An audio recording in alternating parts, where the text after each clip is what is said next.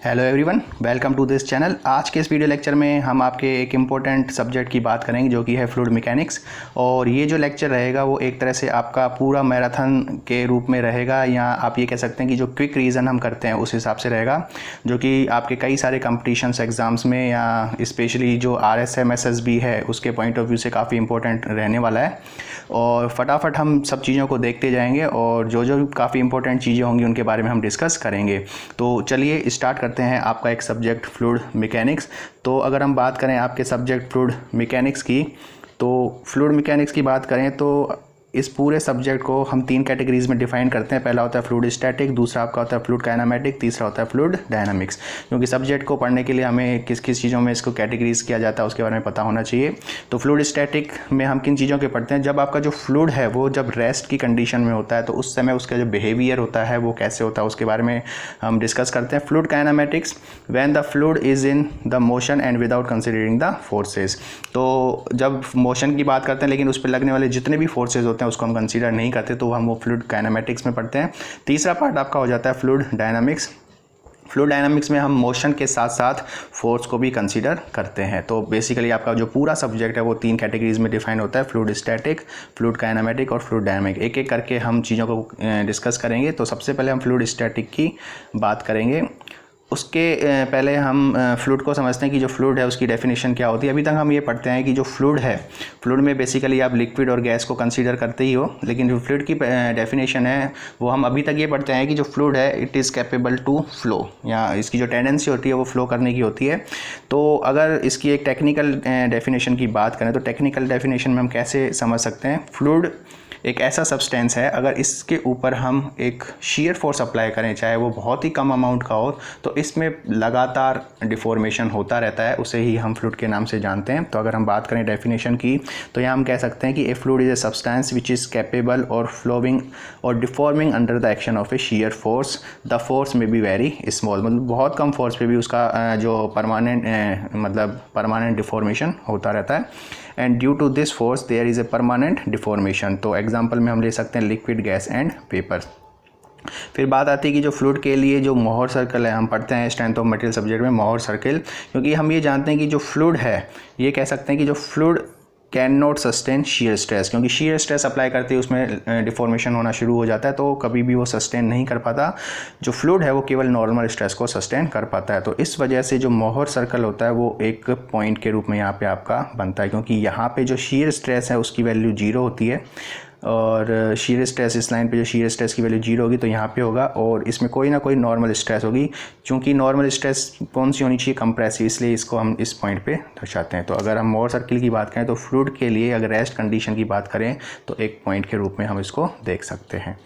फिर सबसे इम्पोर्टेंट बात आती है कि जो आपकी प्रॉपर्टीज़ हैं, फ्लूइड की प्रॉपर्टीज़ का मतलब होता है कि एक फ्लूइड को दूसरे फ्लूइड से हम कैसे डिफ्रेंशिएट कर पाते हैं। तो काफ़ी इंपॉर्टेंट प्रॉपर्टीज़ को हम डिस्कस करते हैं। तो सबसे पहली प्रॉपर्टीज़ हम डिस्कस करते हैं डेंसिटी और मास डेंसिटी। तो सिंपल है, रो से हम इसको डिफाइन करते हैं। It is the ratio of mass to the volume, unit आपकी होती है kg/m3। डायमेंशनल फॉर्मूला आप ये लिख सकते हो, कैलकुलेट कर सकते हो, ईजी है।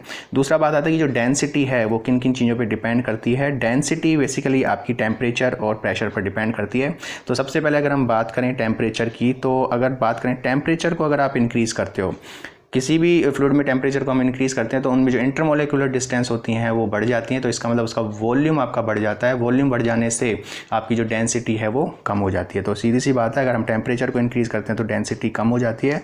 प्रेशर को अगर हम इंक्रीज़ करते हैं तो प्रेशर इंक्रीज़ करने से उनमें जो इंटरमोलिकुलर डिस्टेंसेज होती हैं वो काफ़ी कम हो जाती हैं, जिससे आपकी डेंसिटी बढ़ जाती है। मास हमेशा आपका कॉन्स्टेंट रहता है। तो अगर हम टेम्परेचर को इंक्रीज़ करते हैं तो डेंसिटी डिक्रीज़ होती है, और प्रेशर को इंक्रीज़ करते हैं तो डेंसिटी भी आपकी इंक्रीज़ होती है। ये कुछ वैल्यूज़ हैं। वाटर के लिए डेंसिटी हम 1000 kg/m3 लेते हैं, मरकरी के लिए 13600 लेते हैं, और एयर के लिए आप 1.2 kg/m3 ले सकते हो। तो ये बात थी आपकी डेंसिटी की। दूसरी डेफिनेशन की बात करते हैं, वो होती है आपकी स्पेसिफिक वेट। पहले हम डेंसिटी को डिफाइन करते हैं मास से, यहाँ स्पेसिफिक वेट को डिफाइन करते हो वेट से। It is the ratio of weight to the volume, W/V। दूसरा फॉर्मूला में बन सकता है, क्योंकि W को हम लिखते हैं m/g, यहाँ पे V, और m/u का लिखते हो ρg। तो स्पेसिफिक वेट का जो फॉर्मूला होता है इट इज़ ρ/g। तो जहाँ पे जो डेंसिटी है वो आपकी टेम्परेचर और प्रेशर पे डिपेंड करती थी, स्पेसिफिक वेट आपका एक और चीज़ पे डिपेंड करता है, वो g मतलब लोकेशन। मतलब अगर हम बात करें लोकेशन की तो वहाँ पे भी स्पेसिफिक वेट की वैल्यू वैल्यू में चेंजेस आते हैं। तो ये हो गई आपकी स्पेसिफिक वेट। फिर हम बात करते हैं तीसरी प्रॉपर्टीज़ की। तीसरी प्रॉपर्टीज़ आपकी स्पेसिफिक ग्रेविटी या रिलेटिव डेंसिटी। रिलेटिव डेंसिटी का मतलब होता है कि किसी भी फ्लूइड की डेंसिटी को अगर आपने स्टैंडर्ड फ्लूइड की डेंसिटी से डिवाइड कर दिया तो वो आपकी कहलाती है स्पेसिफिक ग्रेविटी या रिलेटिव डेंसिटी। अब बात आती है कि जो स्टैंडर्ड फ्लूइड है वो हम क्या कंसिडर करते हैं। जनरली अगर लिक्विड की बात करें तो वाटर को हम स्टैंडर्ड फ्लूइड में कंसीडर करते हैं, और अगर हम बात करें गैसेस में तो गैसेस में जनरली हाइड्रोजन या एयर को हम कंसीडर करते हैं। तो अभी हमारा जो इसमें पॉइंट ऑफ व्यू से आपका जो लिक्विड में वाटर की डेंसिटी का रोल ज़्यादा रहेगा, तो यहाँ से हम डिफाइन कर सकते हैं। और बात अगर हम करें कि इसकी डायमेंशन की, क्योंकि आपकी ऊपर भी डेंसिटी है नीचे भी डेंसिटी है, तो एक डायमेंशनल फॉर्मूला होता है जिसका m0 L0 और T0 से भी हम देख सकते हैं। बात करें कुछ वैल्यूज़ की, वाटर के लिए स्पेसिफिक ग्रेविटी की वैल्यूज़ 1 होगी, क्योंकि ऊपर भी आपका 1000 होगा और नीचे भी आपका 1000 होगा।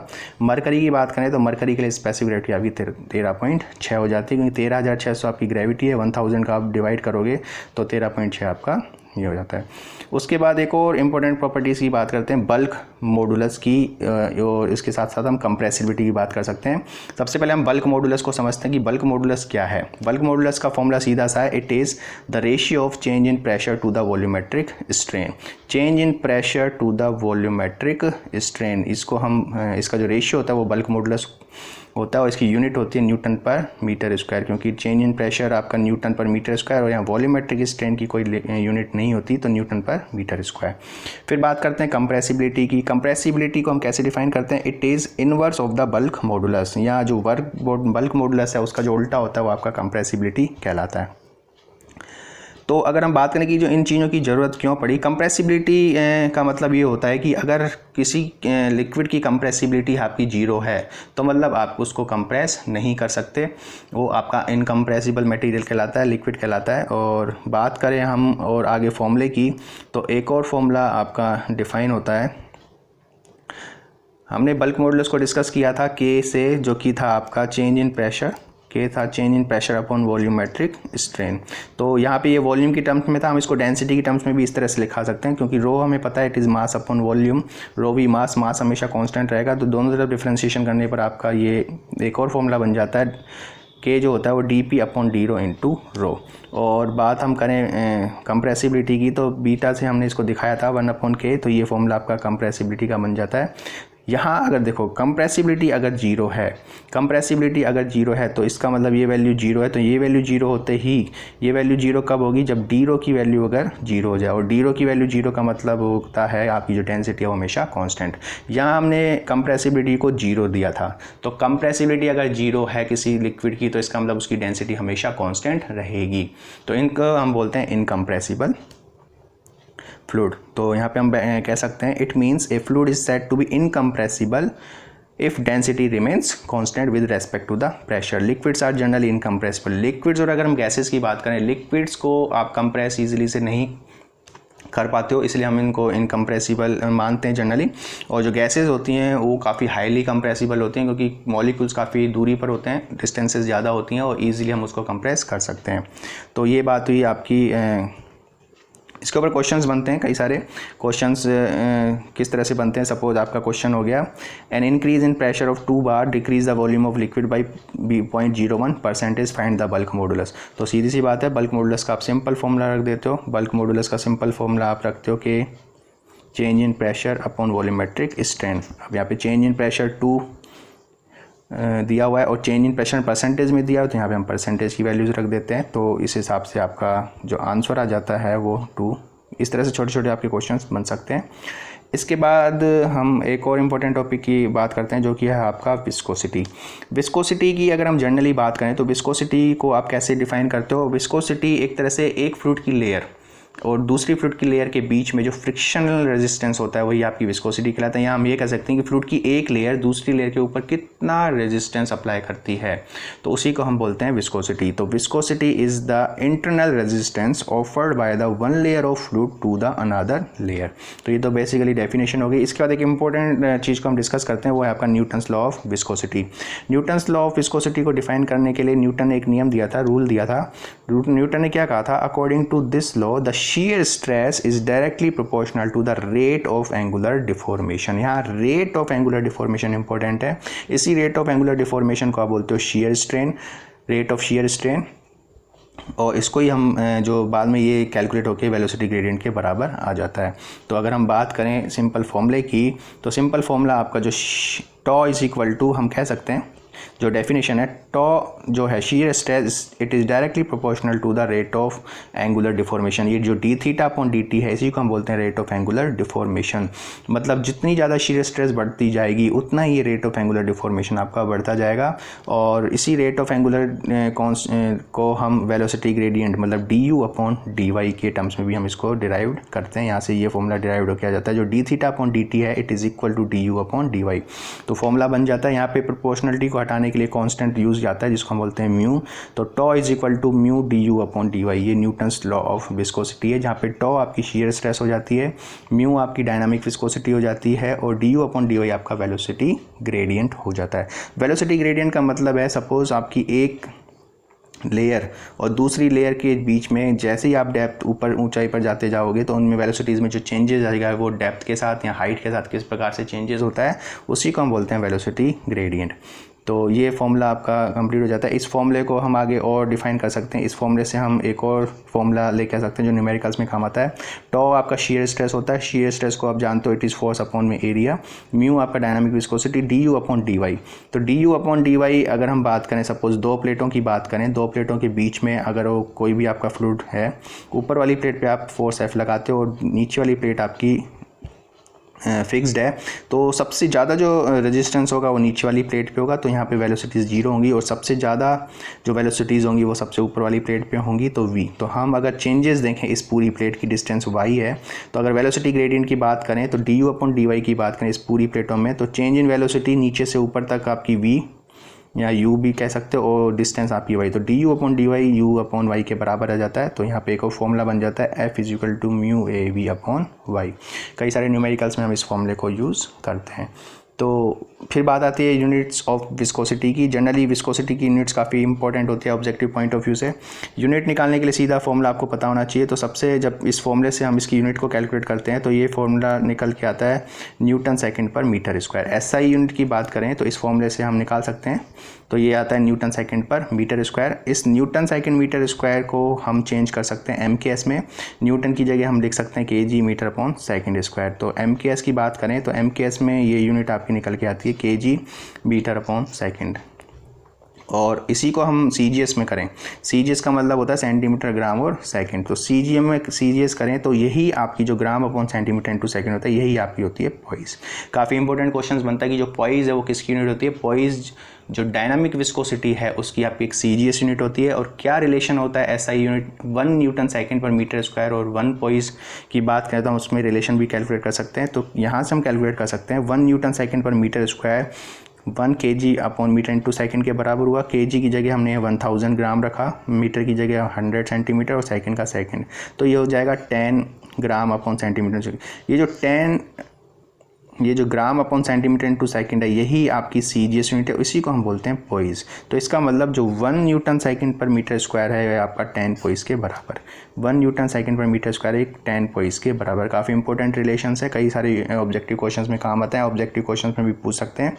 तो यहाँ से 1 पॉइस की वैल्यू देखें, 1 पॉइस POISE, ये POISE होता है, यहाँ गलत लिखा हुआ है POISE होता है, और 1/10 न्यूटन सेकंड पर मीटर स्क्वायर। ये काफ़ी इंपॉर्टेंट रिलेशन है क्योंकि सपोज आपके पास न्यूमेरिकल आया उसमें वैल्यू आपको दी हुई 10 पॉइस, तो आपको चेंज करना पड़ेगा, 1 पॉइस की जगह 1/10 न्यूटन सेकंड पर मीटर स्क्वायर रखना पड़ेगा। तो 1 वैल्यू से हम इसको आगे सॉल्व करते हैं। यूनिट आप कैलकुलेट कर सकते हो इजीली, क्योंकि यूनिट आप कैलकुलेट कर सकते हो डायमेंशनल फॉर्मूले से m1 l-1 t-1। काफ़ी सारे ऑब्जेक्टिव क्वेश्चंस में इसकी बात की जाती है। तो यहाँ से हम लिख सकते हैं म्यू की जो यूनिट थी MKS वो kg upon metre into second. kg की जगह आपने m1 रख दिया, यहाँ l1 रख दिया, यहाँ t1 रख दिया, तो l-1 हो गया और t-1 हो गया। तो ये बात की हमने डायनामिक विस्कोसिटी की। फिर बात करते हैं हम, एक और विस्कोसिटी की बात होती है जो कि होती है काइनेमेटिक विस्कोसिटी। बात अगर हम करें काइनेमेटिक विस्कोसिटी की तो एक्चुअली इसकी कोई ऐसी डेफिनेशन नहीं है।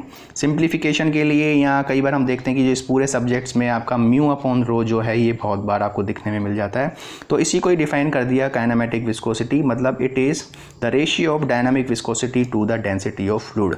मतलब अगर डायनामिक विस्कोसिटी को हम डेंसिटी से डिवाइड कर दें तो जो वैल्यूज़ आती है वो आपकी काइनेमेटिक विस्कोसिटी, इसको न्यू सिंबल से हम दिखाते हैं। बात करें हम इसकी यूनिट की तो यूनिट हम इजीली रख सकते हैं। म्यू की हम यूनिट अब देखते हैं kg upon metre into second. यहाँ डेंसिटी है kg अपॉन मीटर क्यूब ऊपर ले गए आप, तो इसको जब सॉल्व करते हो तो मीटर स्क्वायर अपॉन सेकेंड। ये भी काफ़ी इंपॉर्टेंट क्वेश्चन बन जाता है। जो काइनेमेटिक विस्कोसिटी है उसकी यूनिट क्या होती है, तो आप लिखोगे metre square upon second. Dimensional formula सीधा लिख सकते हो आप L2T-1।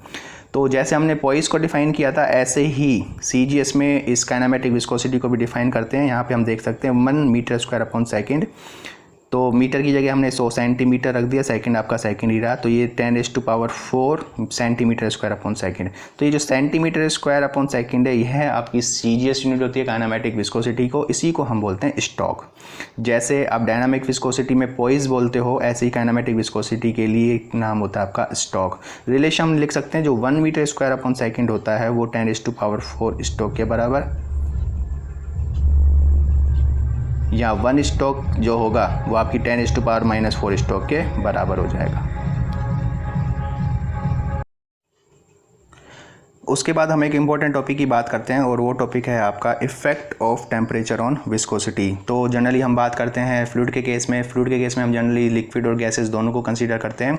तो एक एक करके हम देखते हैं कि लिक्विड के साथ और गैसेस के साथ क्या फ़र्क पड़ता है। तो by increasing the temperature of liquid the viscosity decreases and by increasing the temperature of gases the viscosity increases. दोनों के केस में जो बिहेवियर है वो अलग अलग होगा। लिक्विड के केस में अगर टेम्परेचर को बढ़ाते हैं तो विस्कोसिटी आपकी डिक्रीज़ हो जाती है, और अगर हम इसी तरह से गैस में पढ़ाते हैं तो उल्टा इफेक्ट होता है। तो इसका रीज़न क्या है, बेसिकली हम बात करते हैं पहले लिक्विड की। लिक्विड के केस में अगर हम टेम्परेचर को इंक्रीज़ करते हैं तो जो मॉलिक्यूलर डिस्टेंसेज हैं वो आपकी बढ़ जाती हैं। काइनेटिक एनर्जी थ्योरी से हम देख सकते हैं। तो जैसे ही मॉलिक्यूलर डिस्टेंस आपकी बढ़ जाती है तो जो रेजिस्टेंस है फ्लो के लिए वो आपका काफ़ी कम हो जाता है, क्योंकि फोर्सेस कम हो जाते हैं, और जहाँ पे भी आपका रेजिस्टेंस कम हो जाता है वहाँ पे इसका मतलब विस्कोसिटी आपकी डिक्रीज़ हो जाती है। तो लिक्विड के केस में टेम्परेचर बढ़ाने से, मॉलिक्यूलर डिस्टेंस बढ़ जाने से आपका जो रेजिस्टेंस है वो कम हो जाता है और विस्कोसिटी भी आपकी कम हो जाती है। गैसेस के केस में क्या होता है कि जो मॉलिक्यूल्स होते हैं वो पहले से ही काफ़ी ज़्यादा डिस्टेंस पे होते हैं और ईजिली जो आपका फोर्सेज हैं, इंटरमोलिकुलर जो फोर्सेज हैं वो काफ़ी कम होते हैं। जैसे ही हम टेम्परेचर को बढ़ाते हैं तो ये जो फोर्सेज हैं वो वीक हो जाते हैं और जो मॉलिक्यूल्स हैं वो रैंडम मोशन में, इधर उधर जिगजैग मोशन में आपका मोशन करने लग जाते हैं, जिसकी वजह से क्या होता है कि एक दूसरे की बाउंड्री क्रॉस करते हैं और जो रेजिस्टेंस ऑफ फ्लो है वो बढ़ जाता है। और जहाँ पे भी रेजिस्टेंस ऑफ फ्लो आपका बढ़ जाता है तो इसका मतलब विस्कोसिटी बढ़ जाती है। तो गैस के केस में अगर टेम्परेचर को इंक्रीज़ करेंगे तो विस्कोसिटी बढ़ जाती है। तो यहाँ से हम देख सकते हैं, अगर एक ग्राफ से देखें तो पहला देखो लिक्विड, ये ऊपर वाला है लिक्विड, मतलब एक तरफ हम टेम्परेचर लेते हैं, टेम्परेचर को हम बढ़ाते जाते हैं तो विस्कोसिटी कम होती जाती है, और टेम्परेचर को आप बढ़ाते जाओगे तो विस्कोसिटी गैस के केस में आपकी बढ़ती जाती है। तो ये आप याद रखना, काफ़ी इंपॉर्टेंट है, कई बार पूछा जाता है। फिर हम एक क्वेश्चंस की बात करते हैं। क्वेश्चन आपका सीधा सा क्वेश्चन है, सपोज एक फटाफट देखते हैं। A plate of 0.1 metre square area is pulled at 30 metre per second related to the another plate which is at distance of 0.01 centimetre from it. The viscosity of fluid is 0.01 centimetre, then find out the power required to maintain the viscosity. मतलब आपके पास ये दो इस तरह से question है, ये आपकी कोई दो प्लेटें हैं, इनके बीच में कोई फ्लूइड भरा हुआ है और सब कुछ आपको दिया हुआ है। आपको फोर्स निकालना है कि कितना फोर्स मैं अप्लाई करूं ताकि आपकी जो वेलोसिटीज़ है वो दी हुई है। तो फॉर्मूला हम लगा देंगे F बराबर mu a u upon y का। यहाँ से फोर्स कैलकुलेट कर लेंगे और फोर्स कैलकुलेट करने के बाद फोर्स आपका 0.3 न्यूटन आ जाता है, क्योंकि हम पढ़ चुके हैं म्यू मतलब इसके बीच में कौन सी लिक्विड है उसकी विस्कोसिटी, डायनामिक विस्कोसिटी आपको दी हुई है 0.001 न्यूटन सेकेंड पर मीटर स्क्वायर। तो यहाँ पे 0.001 रख दिया। एरिया आपका 0.01 मीटर स्क्वायर दिया तो 0.01 रख दिया, 0.1 रख दिया। उसके बाद आपका दिया हुआ है वेलोसिटी आपकी दी हुई है 30 सेंटीमीटर पर सेकेंड। 30 सेंटीमीटर पर सेकेंड का मतलब 0.3 मीटर पर सेकेंड। और डिस्टेंस आपकी दी हुई है वाई डिस्टेंस आपकी दी हुई है 0.01 सेंटीमीटर। तो 0.01 डिवाइड बाई 100 मीटर बनाने के लिए ऊपर आ गया, तो ये आ गया 0.3 न्यूटन। और जब भी हम पावर की बात करते हैं तो पावर को हम ऐसे डिफाइन करते हैं, it is the work done upon time. तो work done upon time, work done आपका फोर्स इंटू डिस्टेंस हो गया और टाइम, और डिस्टेंस अपॉन टाइम आपकी हो गई वेलोसिटी। तो पावर का फॉर्मूला बन जाता है फोर्स इंटू में वेलोसिटी। तो फोर्स हमने कैलकुलेट किया 0.3 न्यूटन और वेलोसिटी आपको दी हुई है 30 सेंटीमीटर पर सेकेंड, मतलब 0.3 मीटर पर सेकेंड। तो ये वैल्यू आपकी 0.09 न्यूटन पर सेंटीमीटर। तो इस तरह के एक सिंपल क्वेश्चंस बनते हैं, दो प्लेटों के बीच में आपको सिंपल फॉर्मूला अप्लाई कर देना है, F is equal to mu A. इसमें 1 2 3 4 5 वेरिएबल्स हैं, कोई भी 4 वेरिएबल्स आपको दे देता है और 5 वेरिएबल्स आपको कैलकुलेट करना होता है। तो ये इंपॉर्टेंट फॉर्मूला है और ये इंपॉर्टेंट आपका न्यूटन्स लॉ ऑफ विस्कोसिटी से आया, tau is equal to mu d u upon d y से। अगर लीनियर रिलेशनशिप है, लीनियर रिलेशनशिप का मतलब है वेलोसिटी और डिस्टेंस में रिलेशन आपका लीनियर है, तो इससे हम सॉल्व कर सकते हैं। तो ये बात होगी आपकी विस्कोसिटी के, इस हिसाब से आपके क्वेश्चन बनते हैं। कुछ वैल्यूज़ हैं, कुछ इंपॉर्टेंट पॉइंट्स हैं ऑब्जेक्टिव पॉइंट ऑफ व्यू से। The viscosity of water at 20 degree centigrade is 10⁻³ kg upon metre into second. MK system में water is 50 to 55 times more viscous than air, मतलब जो पानी है, वाटर है, वो एयर की तुलना में लगभग 50 से 55 गुना ज़्यादा विस्कस होता है। Kinematic viscosity of air is more than kinematic viscosity of water. जो काइनेमेटिक विस्कोसिटी ऑफ एयर की ज़्यादा होती है वाटर के कंपैरिजन में, क्योंकि हमने देखा था कि हम उसको डेंसिटी से डिवाइड करते हैं। तो वाटर के केस में डेंसिटी ज़्यादा होने से अल्टीमेटली जो काइनेमेटिक विस्कोसिटी की वैल्यूज़ निकल के आती है वो कम निकल के आती है, और जो एयर की विस्कोसिटी डेंसिटी है वो 1.2 ही है, तो इस वजह से काइनेमेटिक विस्कोसिटी आपकी ज़्यादा है। तो जनरली जो एयर के केस में विस्कोसिटी, जो काइनेमेटिक विस्कोसिटी है वो डायनामिक विस्कोसिटी से ज़्यादा होगी पानी के कंपैरिजन में। काइनेमेटिक विस्कोसिटी हमने नाम इसलिए दिया क्योंकि इसमें कोई भी मास का टर्म्स नहीं आता। आपने यूनिट भी देखी होगी, जो यूनिट थी वो मीटर स्क्वायर अपॉन सेकेंड, तो यहाँ पे केजी की कोई भी टर्म नहीं आई, तो इसलिए हम इसको काइनेमेटिक विस्कोसिटी नाम भी दे सकते हैं। तो ये सारी चीज़ें के बारे में हम डिस्कस कर रहे हैं अबाउट द प्रॉपर्टीज़। तो डेंसिटी हमने डिस्कस किया, स्पेसिफिक वेट डिस्कस किया, स्पेसिफिक ग्रेविटी डिस्कस किया, उसके बाद कंप्रेसिबिलिटी और बल्क मॉडुलस डिस्कस किया, उसके बाद हमने विस्कोसिटी डिस्कस किया। एक और टॉपिक की बात करते हैं जो प्रॉपर्टीज़ है, वो आपकी है सरफेस टेंशन। तो फटाफट हम देखते हैं कि सरफेस टेंशन क्या होता है। तो मैथमेटिकली हम पढ़ते हैं, it is the force per unit length, मतलब सरफेस टेंशन को हम सिग्मा से दिखाते हैं और इसका फॉर्मूला होता है F/L। तो बेसिकली हम पढ़ते हैं कि फटाफट हम देखते हैं कि ये जो सरफेस टेंशन है उसका रीज़न क्या होता है। तो देखो सबसे पहले यहाँ पे आप देखते हो ये ए पार्टिकल्स में मैंने कंसीडर किया, चित्र डायग्राम में हम देखते हो, तो ये ए पार्टिकल किसी लिक्विड के बीच में है, उसको कंसीडर किया, इसके चारों तरफ इसके जैसे सेम पार्टिकल्स होंगे और ये इंटरमोलिकुलर अट्रैक्शन फोर्सेस के कारण एक दूसरे को खींचेंगे, तो इस पे जो रिजल्टेंट फोर्स लगेगा वो बिल्कुल आपका जीरो हो जाता है। तो मतलब इस ए पार्टिकल पर जो नेट रिजल्टेंट फोर्स है वो जीरो हो जाता है और इस वजह से जो पार्टिकल है वो इक्विलिब्रियम कंडीशन में रहता है। लेकिन बात हम करते हैं दूसरे पार्टिकल की। दूसरा पार्टिकल जो कि आपका सरफेस पे है, एक्चुअली जो सरफेस टेंशन है वो एक सरफेस फिनोमेनन होता है। तो सरफेस पे हम चीज़ों को देखते हैं, तो सरफेस पे हमने बी पार्टिकल माना, तो बी पार्टिकल की अगर हम बात करें तो इसके नीचे तो आपके कई सारे पार्टिकल हैं इसके जैसे, तो यहाँ पे हर पार्टिकल इसको अपनी फोर्स ऑफ अट्रैक्शन से नीचे खींचेगा, तो जो रिजल्टेंट फोर्स है वो नीचे की तरफ होगा। हालांकि ऊपर अगर एयर है तो उनमें भी अट्रैक्शन होगा, लेकिन ये वाला फोर्स इसके ऊपर की बजाय बहुत ज़्यादा होने की वजह से इस बी पर आपका एक अनबैलेंस्ड फोर्स काम करता है, इसको हम बोलते हैं अनबैलेंस्ड कोहेसिव फोर्स काम करता है, जिस वजह से क्या होता है कि जो सरफेस है उस पर खिंचाव, उस पर एक टेंशन क्रिएट होती है और इस टेंशन की वजह से इस सरफेस पे एक काफ़ी थिन मेम्ब्रेन का कंस्ट्रक्शन होता है, निर्माण हो जाता है, और ये जो मेम्ब्रेन है वो बहुत कम वजन को सहन करने की पावर रखती है।